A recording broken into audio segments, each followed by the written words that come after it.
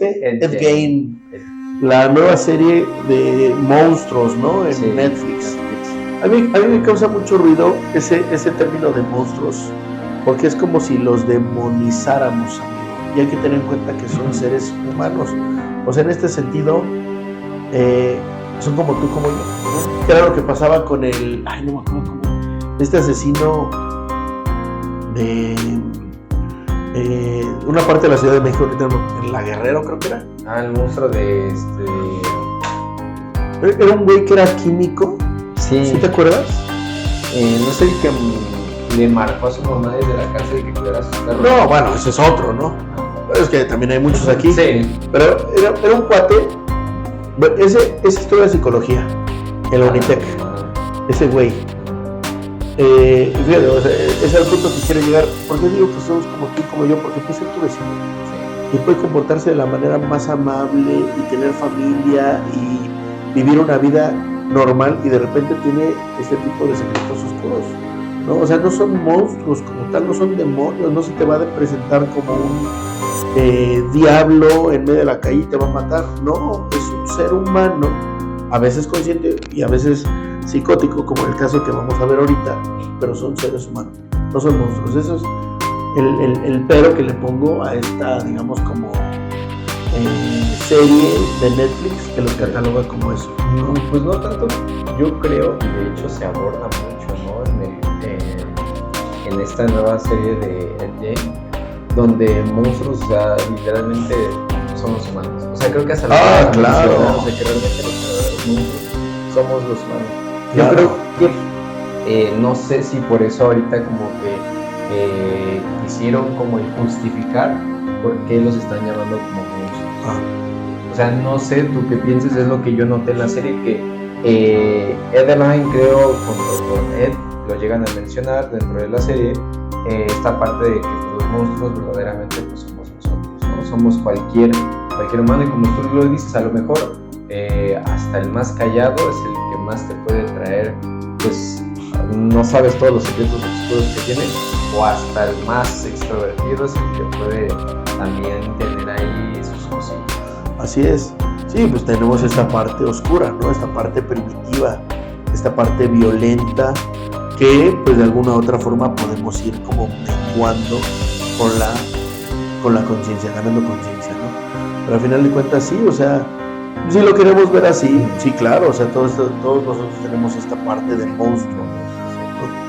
Y en este sentido sería un error solamente catalogar a esos sujetos como monstruos, porque le estamos quitando esa parte humana, y no en el sentido, digamos, como de sus derechos, no estoy hablando de eso, sino que nos demos cuenta que puede ser cualquier persona, ¿no? Entonces, bueno, Ed Gein es un sujeto de Estados Unidos, sí. Nace en Estados Unidos, nace creo que en la década de los 20, más o menos en los 20, por ahí así.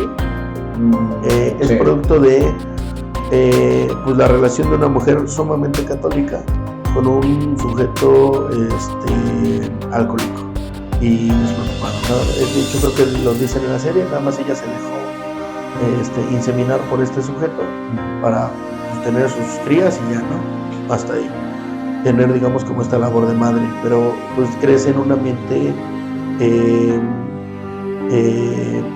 marcado por el peso de la religión, pero no a un nivel, yo creo que ya a un nivel patológico, ¿no? O sea, no a un nivel pues educativo, sano, etcétera, sino completamente rígido, violento hacia los niños, porque Ed Gein tenía un hermano. Entonces, pues Ed Gein crece en esta cultura religiosa, con todo lo que pues, se puede conocer como el pecado, lo que no se debe de hacer, el que su mamá le estuviera diciendo constantemente que nunca se metiera con una mujer. ¿Cómo les decía ella? Tenía un nombre para nombrarlas, ¿no? Tenía las... Sí, y iba a investigar de qué se refiere ese nombre, pero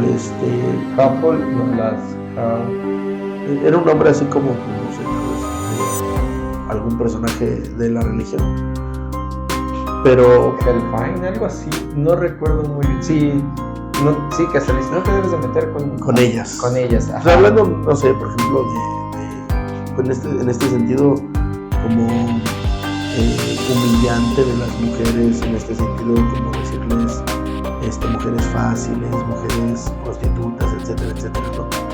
Entonces, Ed Gein crece con todas estas limitantes. Sí. Y ya desde chiquito o desde joven podemos ver cierto tipo de comportamientos atípicos en él. Sí. Ser muy callado, tener pocas habilidades sociales, prácticamente no convivir con nadie más que lo que le dejara su mamá, etcétera, etcétera. Desde tu punto de vista, amigo, ¿cuál fue, para ti, cuál fue como el punto de quiebre para que Ed Gein empezara, digamos, a tener estos comportamientos ya completamente impulsivos? Uy, desde lo que vi en la serie,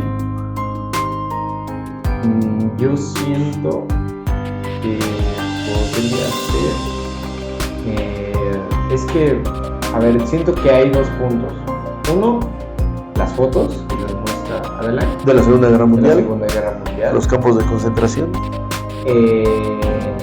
junto con la historieta de la perra de Buchenberg. Eso alemán. Es alemán, sí. Siento que ese es un primer punto, porque ahí él empieza a esta parte de, pues, de que le gusta, ¿no?, lo que están contando en esas historietas, le empieza a encantar, solo que no lo hace realidad. Y siento que el segundo punto de quiebre es la muerte de un poco de su hermano, ¿no?, junto con la de su madre.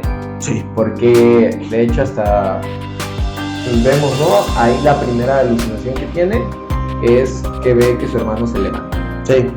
Y hasta días después o al día siguiente es cuando ve que su hermano realmente se está muriendo.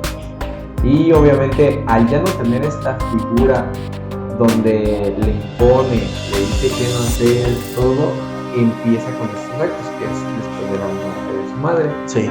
Aunque inconscientemente él la vuelve a crear, pero ahora le da las órdenes de que debes de hacer esto, mátala, que esto. Entonces siento que hay dos puntos claves de quiebre ahí con el... Ok, sí, tienes toda la razón.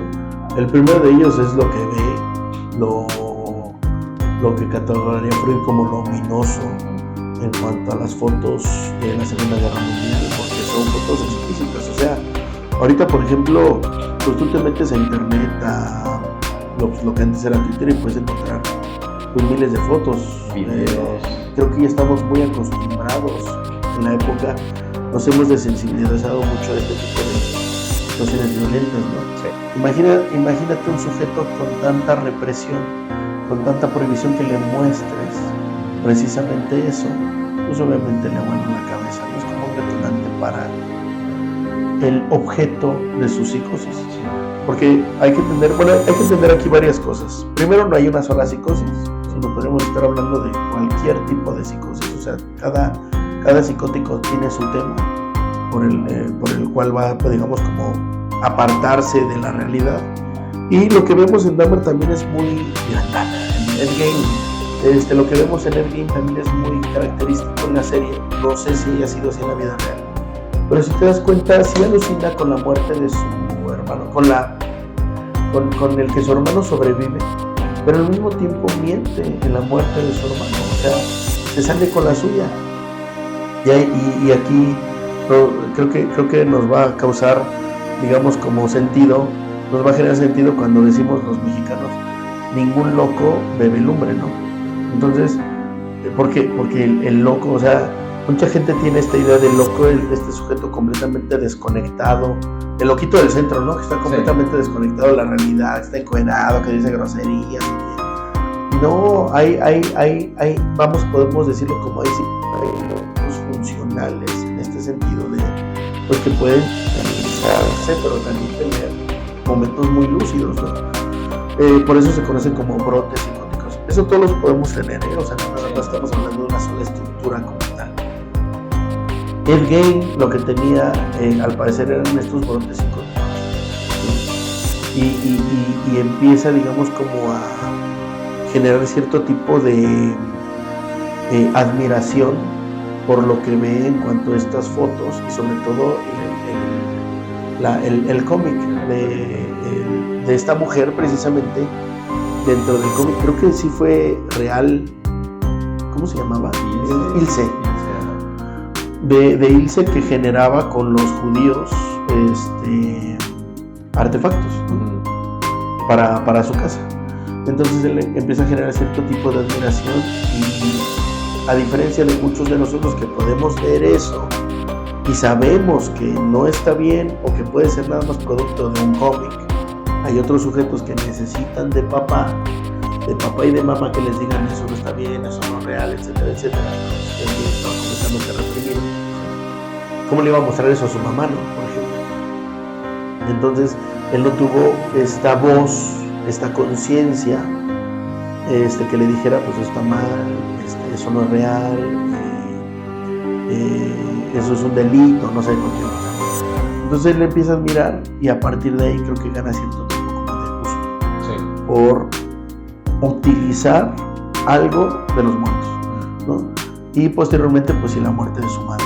Viéndolo desde esta parte psicoanalítica, creo que ya es algo como muy conocido hablar del Edipo, ¿no?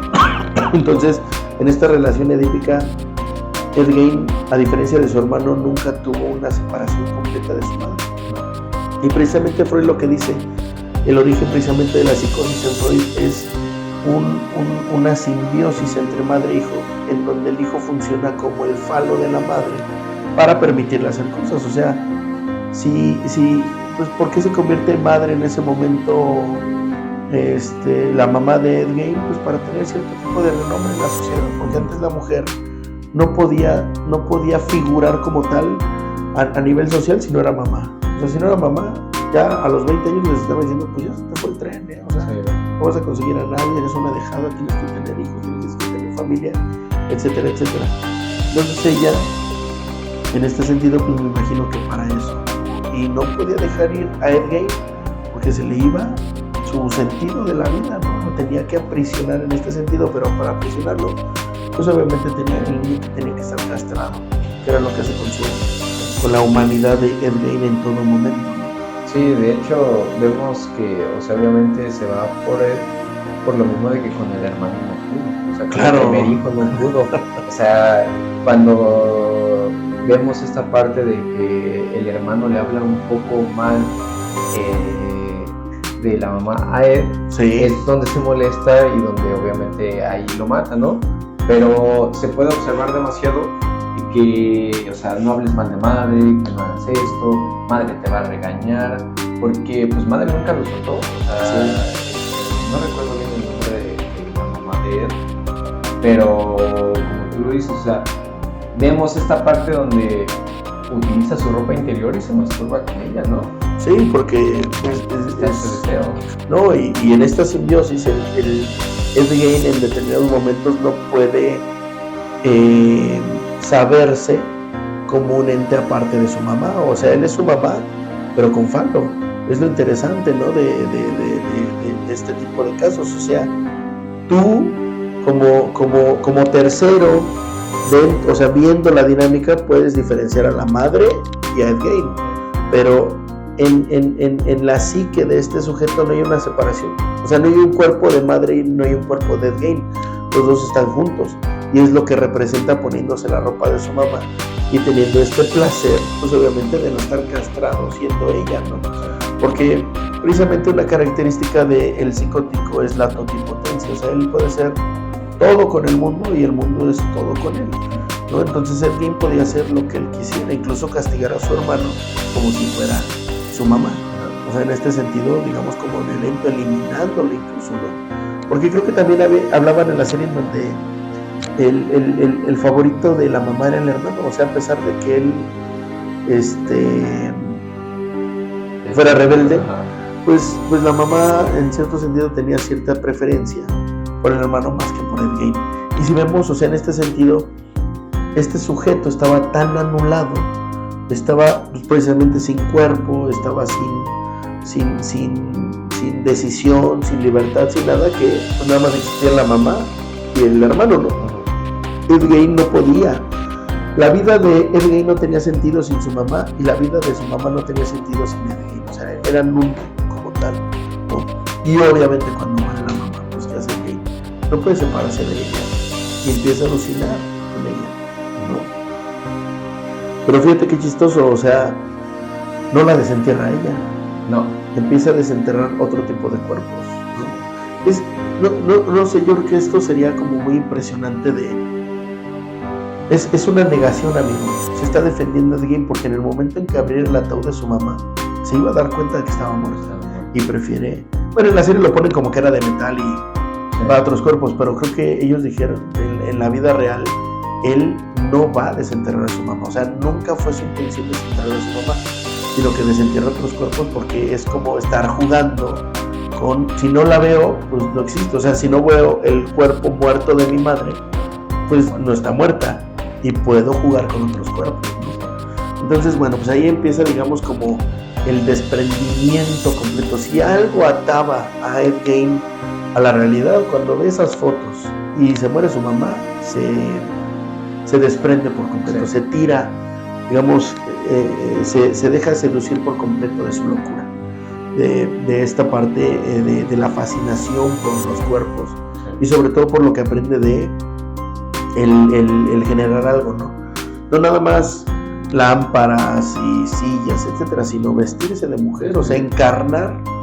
No le es suficiente con ponerse la ropa femenina, sino tiene que encarnarla para sentirse como su mamá. La colección de vulvas, sí, esa parte de que volvemos a lo mismo, como es algo a lo que se sujetaba, o sea, que en este caso era la mujer, pues el coleccionarlas, ¿no? Porque es algo que no podía obtener. De hecho, durante la serie solo vemos que puede tener con una mujer de verdad, ¿no?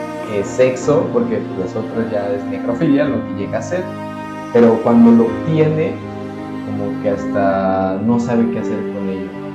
Entonces mata a esta segunda mujer, porque la primera pues es su amiga la cantinera, donde vemos la alucinación, ¿no? Donde está en una fiesta, todo, y al final, por el mismo trato que ella le dio al inicio, hasta le dijo, no eres como ella, o sea, refiriéndose como madre, pues evidentemente pues no.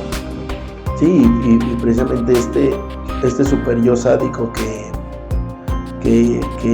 llega a desarrollar precisamente por la educación de su madre es lo que le obliga a castigarse y castigar a los otros de esa forma, ¿no? Porque tengo entendido que la cantinera en Alemania había sido prostituta, sí, o había sido como administradora de prostitutas, ¿no? Entonces Ed Gein le cae como el 20 y cuando él digamos como empieza a verla de otra manera, cuando ella le propone a él conseguirse una mujer, ¿no? Una prostituta.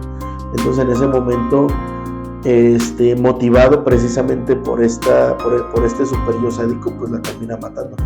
Y es una doble intención, porque gracias a estos cuerpos, que curiosamente son mujeres mayores, pues, digamos como con características de su madre, pues llega a hacerse de estos disfraces de piel humana para vestirse como su mamá. O sea, es una doble intención, como que justifica su muerte, ¿no? Sí. No voy a matar a una santa, voy a matar a una, ¿cómo les decía?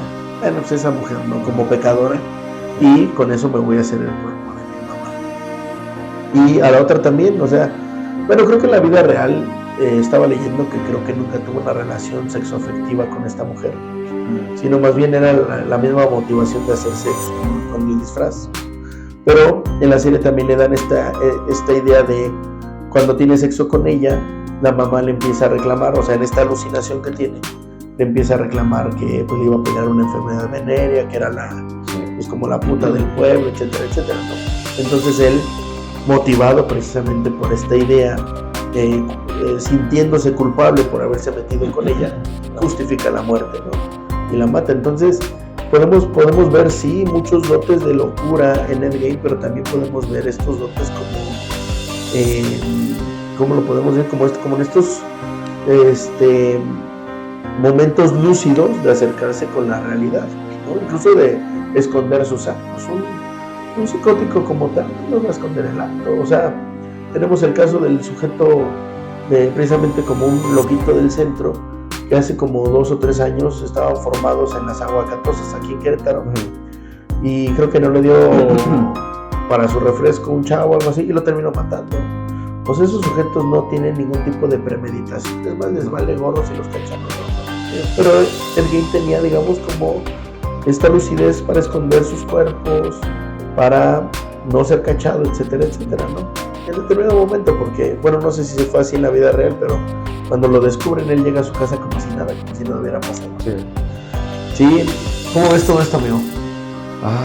Pues la verdad es un caso muy interesante porque también o sea, vemos estas partes de las alucinaciones que tienen porque pues ya vemos, ¿no? Al final lo diagnostican, ¿no? Con esquizofrenia. Pero por ejemplo, a mí igual una de las cosas más importantes que hasta el momento, yo pensé que estaba alucinando por un momento cuando él en su mente como que mata a Adeline, yo creo. Sí, lo llegan, digamos, como a relacionar con la película de Psicosis. Ajá. Donde mata supuestamente a Adeline, que hasta yo dije, ¿qué tal? Y solo la está alucinando, pero no, vemos que no la mató. Que esto se vuelve a presentar cuando está en el psiquiatra, ¿no? Vemos cómo él supuestamente mata a la enfermera, pero ve a la enfermera viva. Sí, y nunca se le va, o sea, ni con los medicamentos, ni con el encierro se le va a ir su deseo. Sí. Siempre va a estar ahí, pues él incluso en la serie le reza, ¿no? Sí. A Dios, porque vea la manera en cómo regresarle su vieja actividad, su viejo pasatiempo. Sí. Él dice. Entonces, pues la pulsión de muerte, pues siempre va a estar presente en estos casos, ¿no? Y sobre todo porque si te das cuenta como tal, o sea, es interesante también lo que se ve en la serie porque no hay un tratamiento, o sea, no estoy diciendo que le falte a la serie el tratamiento, ¿no? Pero creo que deja entrever precisamente lo que en determinados momentos es el tratamiento para estos sujetos, nada más los diagnostican. En este caso le dicen a Ed Gein qué es lo que tiene, que es esquizofrenia, le explican un poco y hasta ahí, digamos, como con el tratamiento, pero la realidad de las cosas es que no es así. El tratamiento psicoterapéutico es muchísimo más allá de describir el diagnóstico, el trastorno, sino pues obviamente el adentrarse en la escucha, pues precisamente de esto que tienen que decir, ¿no? Porque muchas veces cuando es muy común, y ya lo habíamos hablado precisamente en el capítulo pasado acerca del estigma que tenemos hacia la locura. Sí. Nada más decimos estamos locos y ya, o estás loco y ya, ¿no? Y hasta ahí lo dejamos, o sea, como si ya no tuviera remedio loco. Pero bien lo dice Miguel Óscar Menaza, un psicoanalista español, en paz descanse, creo que falleció hace 2 años. Él decía en un libro que a mí me gusta mucho que se llama Freud y Lacan hablados, él decía, mientras haya un solo psicoanalista en el mundo, el loco no va a estar solo, porque va a haber alguien que de verdad lo va a escuchar, ¿no? Entonces, sí, es nuestra labor como psicólogos adentrarnos precisamente en estos discursos sin caer en la locura, que eso es muy difícil, hay que tener mucho cuidado con eso, pero sí estar ahí para el otro, ¿no? O sea, en este caso, Ed Gein desde niño fue un sujeto incomprendido, un sujeto que no pudo desarrollar sus habilidades humanas como tal por las limitaciones religiosas, políticas, sociales de la época, y pues le faltó ahí alguien, o sea, volvemos a lo mismo, esta falta del padre, ¿no?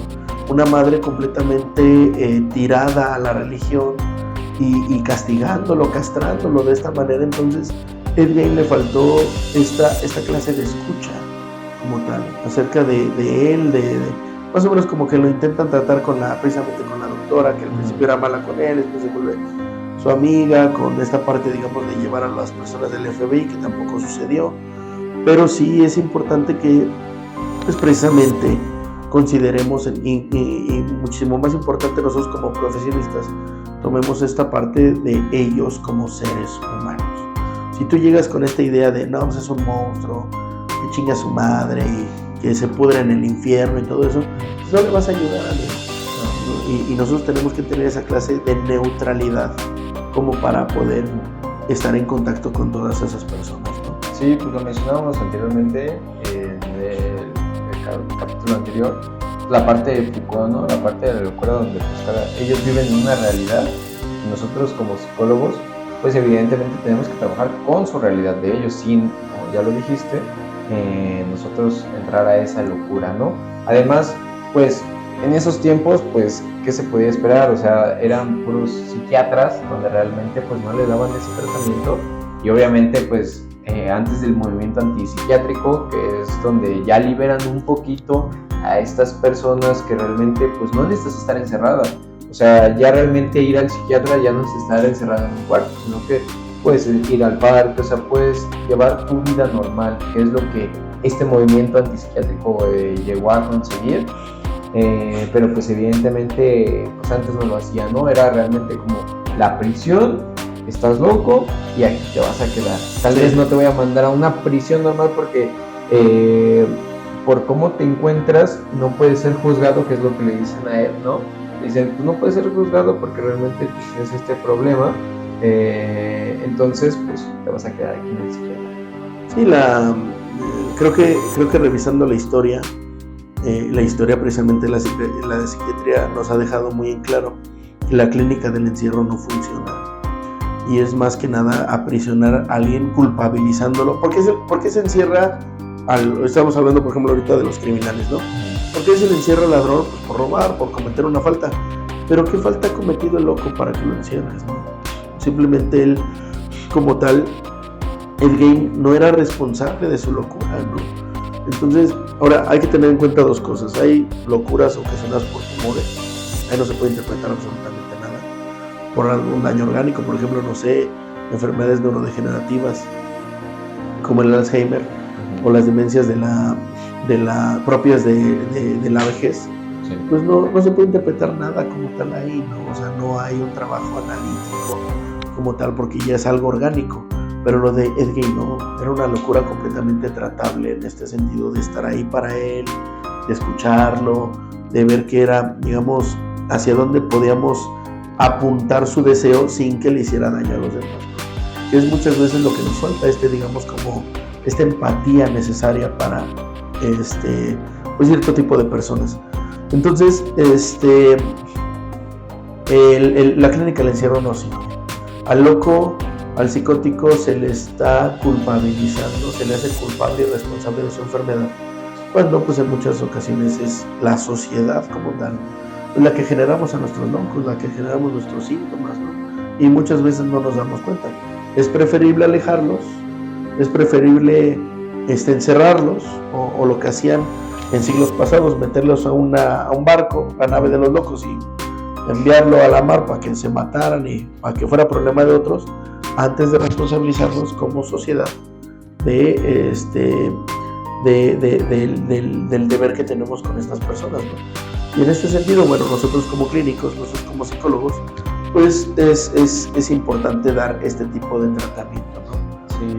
Además, mencionando un poquito el tratamiento, creo que a lo mejor no lo abordaron como yo lo mencionaste bien el tratamiento, pero podemos ver que se abordó de otra manera, que en este caso las pláticas que tiene con Ilse y con Cristina, creo que es Cristina, sí, la cantante, ¿no? La holandesa transexual, ¿no? Transexual, exactamente. Ajá. Entonces podemos ver cómo, o sea, realmente esas pláticas ya las había tenido con el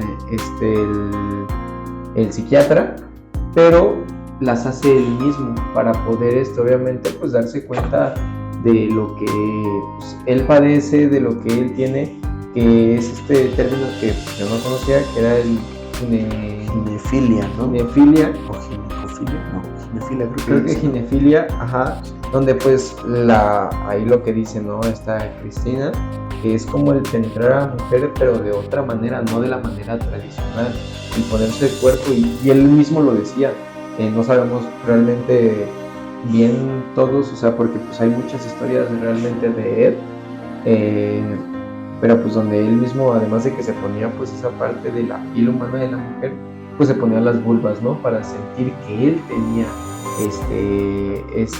lo que a él le faltaba en este caso. Sí, hay que recordar que tanto el psicótico como el perverso pues pasan al acto, amigo. Uno siendo consciente y gozando precisamente de el hacer sufrir o hacer gozar a la otra persona, y el psicótico solamente con este acto de demostrarse a él esta ambigüedad del cuerpo, ¿no? O sea, al mismo tiempo que podía tener pene y poder disfrutar de relaciones sexuales tanto necrofílicas como pues, con mujeres vivas, al mismo tiempo tener vaginas, ¿no? Tener vulvas y sentir este placer por el pasar al acto, o sea, la realización de un cuerpo femenino, ¿no? Ahora, habías tocado precisamente este tema de la ginefilia. Es interesante cómo es que, no sé, o sea, por ejemplo, nosotros podemos tener preferencias y podemos tener cierto tipo de gustos como muy aceptables por las mujeres, ¿no? Dentro del contexto psicosocial en el que vivimos. Pero la ginefilia precisamente habla de esta otra manera, no nada más de penetrar, sino de estar en contacto con los cuerpos femeninos, ¿no? O sea, una cosa es que tú veas a tu pareja y te guste y te sea atractiva y quieras estar con ella, quieras pasar tiempo con ella, a querer ser ella, sí, ¿no? Es completamente diferente, es otra forma de penetración, es otra forma de relación con la mujer, porque no nada más es, pues en este acto quizá romántico de eres mía, eres mi pareja, sino eres mía en el sentido de que me perteneces y soy tú, ¿no? O sea, me convierto en ti, que Ed Gein pues nunca se pudo separar de eso, obviamente con su mamá y en estas figuras representativas de su mamá, porque también le pertenecían a él, las penetraba de otra manera, tenía una relación simbiótica, o sea, de no poderse separar de esos cuerpos, de no reconocer la otredad como tal, y hacer propio el cuerpo, ¿no? El cuerpo de la mujer. Entonces, pues sí, a él, en este sentido, en esas pláticas que entendemos que es con el psiquiatra, pero él la transforma con estas figuras de adoración que él tenía, esta cantante, digamos como encarnando al psiquiatra, le decía, es que tú no eres transvesti, ¿no? Ajá. O no eres transexual, le decía. Lo tuyo es otra cosa, sí, ¿no? Y en esta parte, digamos, como analítica, podemos saber que pues no es como tal una transexualidad, sino el nada más sentir placer por poseer, no exteriorizarse, no definirse como mujer como tal, sino de poseer ese cuerpo y realizarse, o sea, llevó a cabo la realidad de convertirse en madre y hombre, en madre e hijo en un mismo cuerpo, ¿no? Sí, la verdad es que fue un caso muy interesante y la verdad, como te lo comentaba, es algo que platicamos hace un rato, ya platicábamos en el episodio, que es algo que yo noté mucho, que esta parte de utilizar mucho el color verde. Realmente no he indagado mucho detrás de cámaras o si han hecho ese comentario, pero como te dije, creo que ahorita a cada serie que están sacando le están dando como su color y podemos, como tú lo mencionaste, decir que es como lo contrario, ¿no? El verde es como vida. En este caso, de hecho, hay una escena, porque yo no me había percatado hasta que mi hermana me dijo, es que el color verde, o sea, sí lo están utilizando mucho porque cuando está en el capítulo con la señora de verde, están tomando té, el té es rojo, pero después voltean a ver a él, luego voltean a ver al té y ahora el té es verde. Entonces algo con lo que juegan y vemos que es como esta parte a lo mejor de vida, que es lo contrario pues, a la muerte, ¿no? Donde pues él realmente no asimilaba la parte de que su madre pues había muerto, entonces siento que el utilizar mucho el color verde es como si él se sintiera vivo, como si ella estuviera viva, como si todo, o sea, realmente pues estuviera vivo para él. ¿O tú qué piensas respecto a eso? Sí, creo que tiene mucho sentido lo que dices respecto a lo que platicábamos la vez pasada acerca del significado de los colores. Este significado como universal, ¿no? El verde es vida.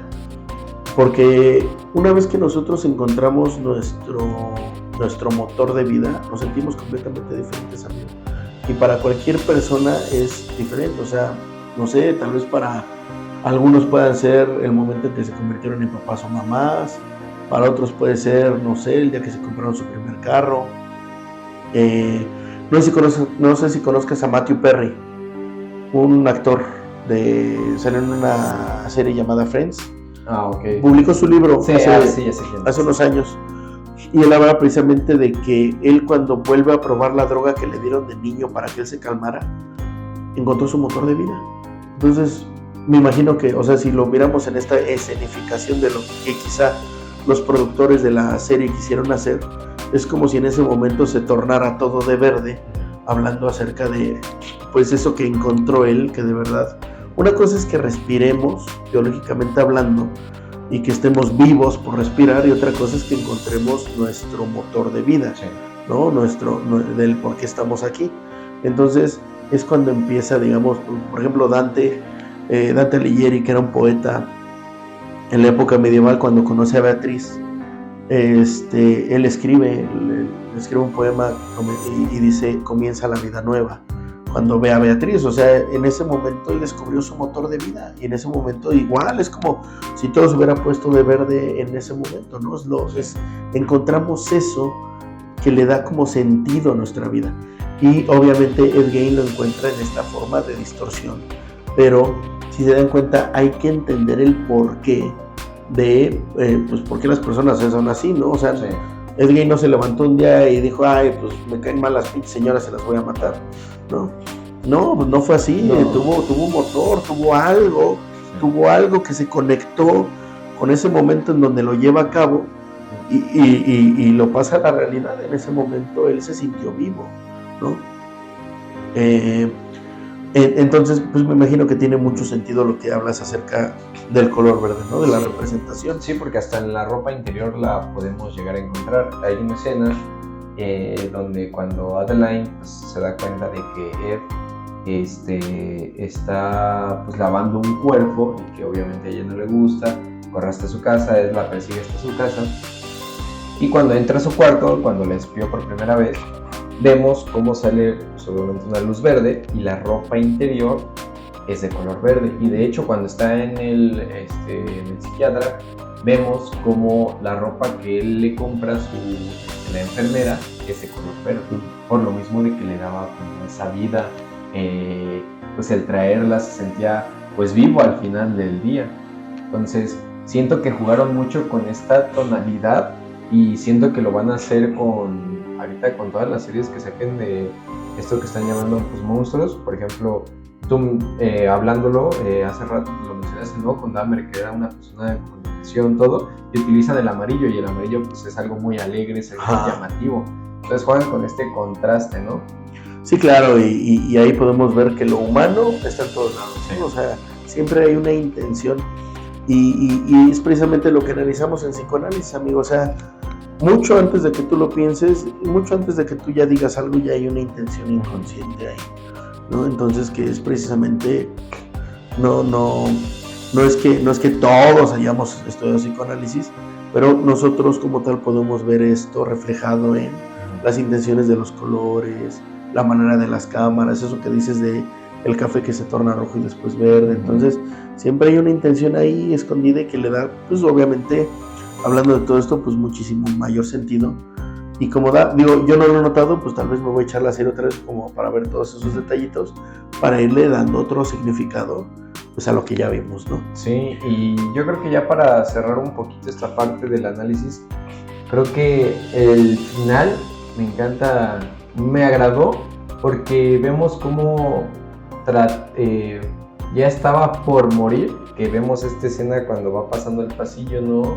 Que va en la silla de ruedas, sí. Y que se le acercan, pues, los que trataron de imitarlo, porque a lo que tengo entendido, indagando ahí un poco, hubo muchos imitadores que trataron de hacer lo mismo que hacía Ed, que supuestamente es lo que menciona la serie, ¿no? De que la masacre en Texas, pues, fue basada un poquito como en Ed, de utilizar la máscara y todo. Entonces vemos cómo va pasando, vemos al final que está su madre, pero se sube las escaleras y no la puede alcanzar. Pero de nuevo, ya cuando realmente, pues, Ed muere, vemos que ya está como de fiesta, toda esta parte, y al fin pudo alcanzar a la madre. No, y aparte lo que le dice ella, ¿no? pues si lo vemos, pues no creo que sepamos si fue verdad o no, pero en esto que le dice tiene mucho sentido, porque pues al final de cuentas sí cumplió el objetivo de su mamá, de ser alguien reconocido, de que lo admiraran, etcétera, etcétera, al modo de Ed, sí, obviamente, pero al final de cuentas sí se está cumpliendo ese deseo de madre, ¿no?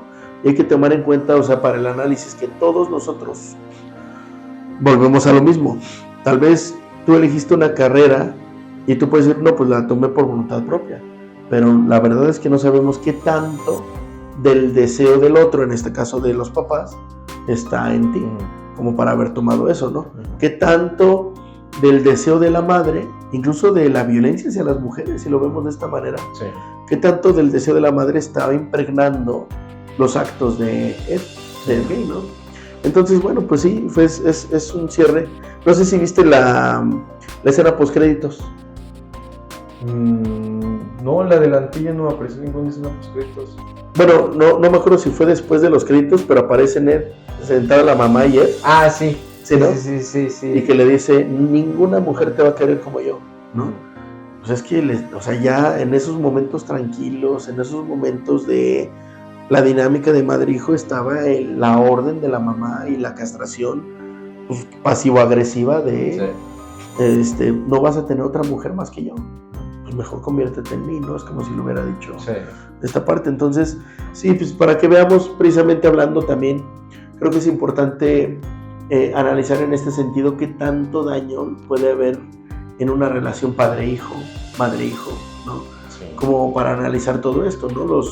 Los niños no se convierten en delincuentes de la nada, los niños no matan de la nada, los niños no se convierten en asesinos, narcos, los niños no toman decisiones, no golpean a sus parejas así de la nada.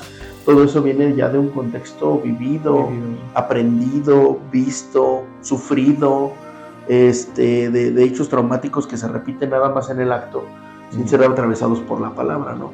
Entonces, pues creo que es importante para los papás y mamás que tomen este análisis desde aquí, para que seamos conscientes de qué tanto daño, o bien, obviamente también, les podemos hacer a los niños, ¿no? Con nuestro ejemplo, con el fanatismo, que creo que es lo peor, ¿no? O sea, creo que podemos coexistir cada uno con sus creencias sin llegar a estos hechos fanáticos. ¿Tú qué piensas, no?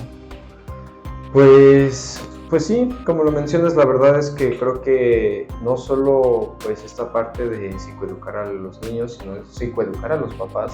Claro. Esta parte donde no deben de poner esas ideas o esos sueños frustrados que ellos tuvieron dentro de los niños, ¿no? Claro. Para que pues no pasen pues a lo mejor este tipo de cosas, ya lo mencionábamos con la madre de Ed, en este caso donde no vas a estar con otra mujer, al menos que sea yo literalmente, donde hasta lo menciona Ed, ¿no? Que él se sentía desconectado con sus partes sexuales por lo mismo de que ni masturbarse podía. Claro, estaba completamente desligado de su cuerpo masculino. Sí, entonces vemos esta parte donde la madre quiere imponerse en él, quiere que sea ella, o sea, quiere que esté con él nada más.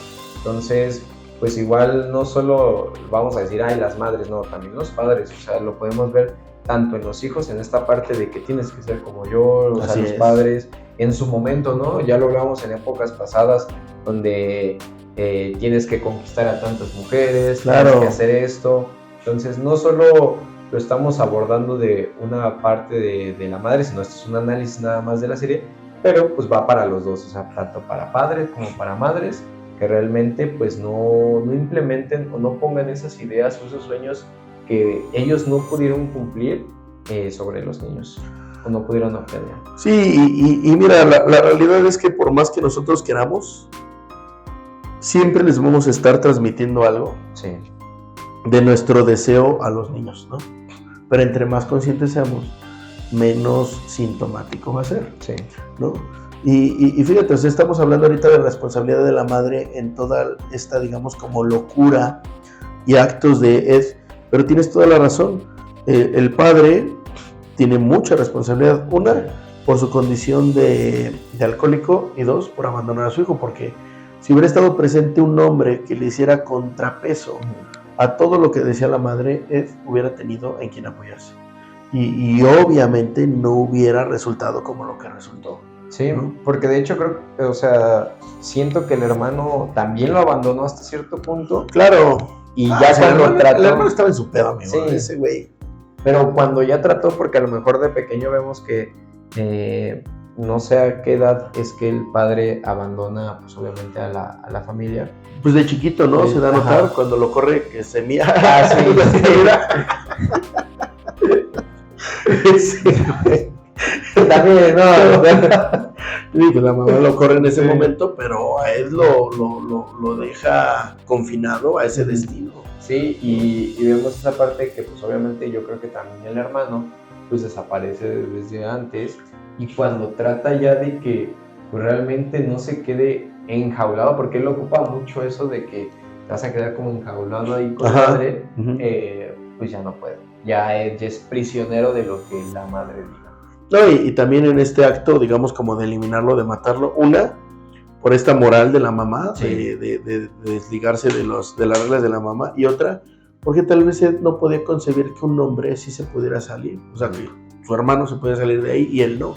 Entonces prefiere, en este acto de negación, de no ver que hay otras posibilidades, pues de matarlo para que pueda seguir con su síntoma, ¿no?